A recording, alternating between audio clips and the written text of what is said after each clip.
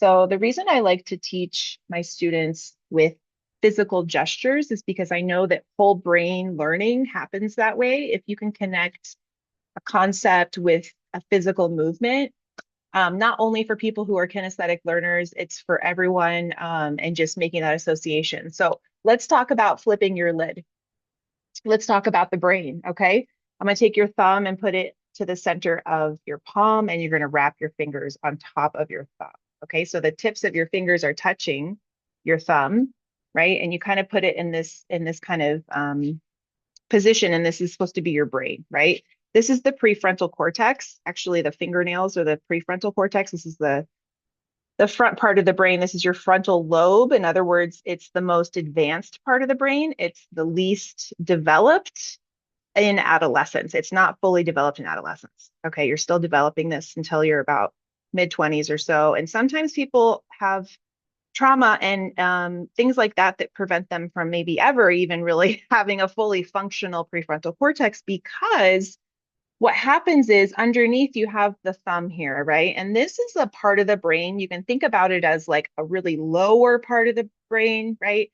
It's deeper in, it's closer to the brain stem, right? The brain stem is where your brain connects to the spine, right? And the brain stem is going to be all of your automatic keeping you alive. Think of cave people with less evolved ideas.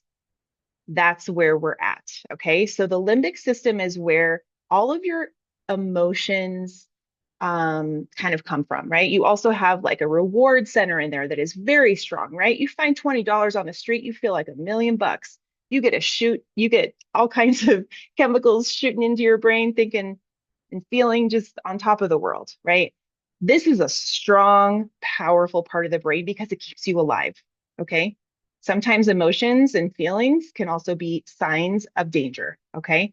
But in a modern world, we can't really differentiate between the stress over an exam in chemistry or in a math test or writing a paper for English. You didn't read the book, you're stressed out, right? You got family during teenage years, you are starting to get rid of connections that you don't need anymore. It's called pruning, and it makes you really, really good at learning. Okay. So whatever you focus your attention on, you're going to be changing your brain. You're going to be changing all the connections in your brain. And this is something just to be conscious of so that you can have a little passion for yourself, right? So this is what happens when you flip your lid. When you flip your lid, you literally can't use your wizard brain, your more evolved brain. Okay. You get stuck in the lizard brain or the less evolved part of your brain, right? The downstairs brain, the like not going to be able to do a math test part of the brain. Okay. Um, the prefrontal cortex is in charge of helping you to make good decisions, keeping you safe by planning in advance and putting the helmet on and all those kinds of things, right? Thinking about, okay, risk evaluation. Okay, should I do this? Should I not?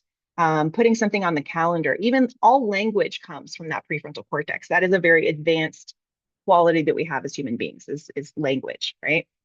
So when you get triggered, when something happens where you are unable to stay in your wizard brain and your kind, loving, emotional, like human being, relational person brain, then the limbic system can take over and it doesn't look nice. This looks like yelling at your friends and family and being mean when you don't really mean to be.